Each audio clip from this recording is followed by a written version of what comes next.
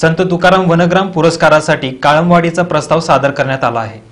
राज्य शासनाच्या संत तुकाराम वनग्राम पुरस्कारासाठी काळमवाडी तालुका माळशिरस या गावचा प्रस्ताव पाठवण्याचा निर्णय तालुकास्तरीय वनग्राम समितीने घेऊन त्या दृष्टीने या गावाची परिसराची समितीने शुक्रवार पाहणी केली। माळशिरस तालुक्यातील खुडूस या गावाला सन 2008 साली महाराष्ट्र शासनाचा हा पुरस्कार विभागून राज्यात प्रथम क्रमांकाने मिळाला होता।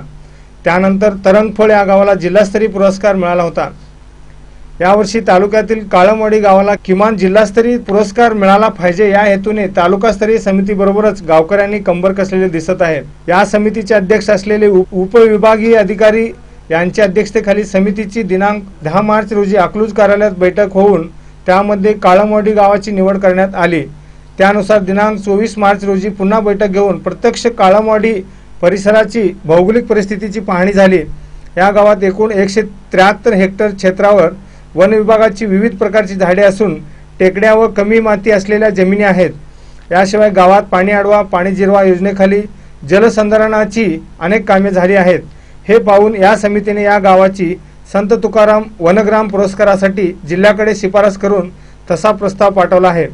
पाहणी करण्यासाठी तालुकास्तरीय समितीचे अध्यक्ष उपविभागीय अधिकारी संजीव जाधव, उपाध्यक्ष सहाय्यक वनसंरक्षक हरिश्चंद्र वाघमोडे, तहसीलदार गटविकास अधिकारी लागवड, तालुका कृषी अधिकारी पर्यावरण तज्ञ अशोक भोंगळे, ज्येष्ठ पत्रकार चंद्रकांत कुंभार व काळमवाडी संयुक्त व्यवस्थापन समितीचे अध्यक्ष दादासो शिंगाडे, समितीचे सचिव श्री शेख, सहाय्यक लडकत शिंदे व कसाईत व समितीचे सदस्य उपस्थित होते। यावेळी सर्वांनी एकत्र येऊन काम केल्यास कोणतीही योजना पूर्णत्वास जाते। या योजनेचा फायदा सर्व गावास होणार असल्याचे सांगत विभागीय अधिकारी संजीव जाधव म्हणाले, वनतळे शेततळे यामुळे पाण्याचा प्रश्न सुटणार आहे। तसेच जलयुक्त शिवार योजनेत या गावाचा समावेश असल्याने त्याचीही कामे सुरू होतील व गावाची प्रगती होईल। आपले पूर्वी गाडगे बाबा अभियान होतं स्वच्छता संदर्भात किंवा तुकडोजी महाराज अभियान होतं, तसंच एक अभियान आहे आणि ह्याच्यामध्ये तुमचा सहभाग किती आहे, यासाठी ही समिती नेमलेली आहे। आणि तुम्ही जेवढा जास्त सहभाग घेणार, जेवढं जास्त याच्यामध्ये तुमचं इन्व्हॉल्वमेंट आहे तेवढ्यावरती हे बक्षिसं दिली जातात आणि त्याप्रमाणे तुमच्या गावाला सुद्धा ते पैसे मिळतात किंवा तुम्हाला बक्षीस दिलं। सगळं काय पैशासाठी आपण करत नसतो। तर ह्याच्यामध्ये वन संवर्धन हा सगळ्यात महत्त्वाचा विषय आहे।